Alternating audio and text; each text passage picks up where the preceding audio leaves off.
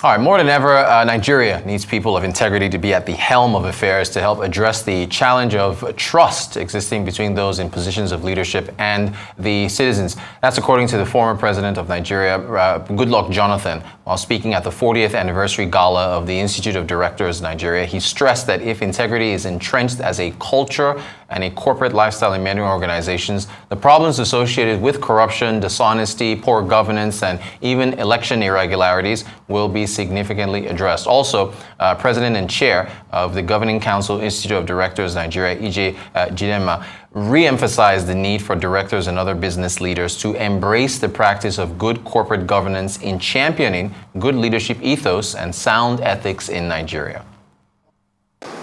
Teach African leaders must develop some papers for us who are African leaders. And I'm saying it because I'm involved in a number of mediations across the country. The problem we have in the political leadership of Africa is smooth transition from one president to another.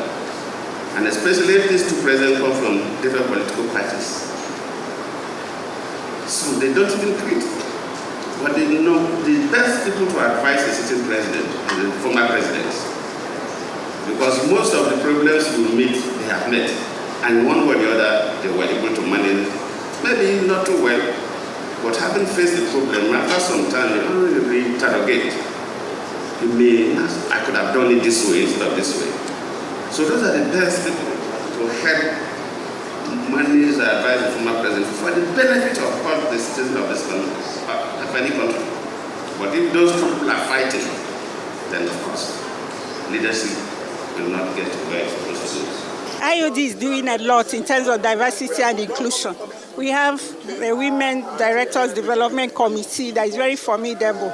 They've been doing a lot to bring up aspiring directors, apart from those that are already directors, through so many ways. They've been arranging training programs, they've been arranging mentoring schemes and coaching schemes that will give these people the confidence they need to perform at the high level. So we are doing a lot by that. We're also doing a lot by bringing in the youth because they have tomorrow. So today in IOD, you see that it's an intergenerational thing. We have the Young Directors Forum with which we do that. And we are trying to see that all parts of Nigeria, directors are recruited into the IOD. Diversification is one thing that the nation had always spoken about. Successive governments have talking about diversifying the base. We don't want to depend only on oil, but unfortunately, it has not really happened, despite the fact that you could see a lot going on in the area of non-oil exports.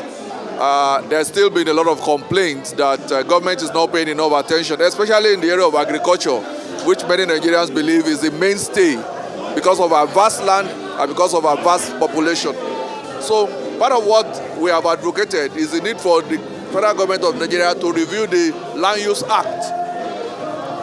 Review the Land Use Act in such a way that people can now own land and use such assets to source facilities to fund agricultural projects. Second is also the issue of facilities to agriculture.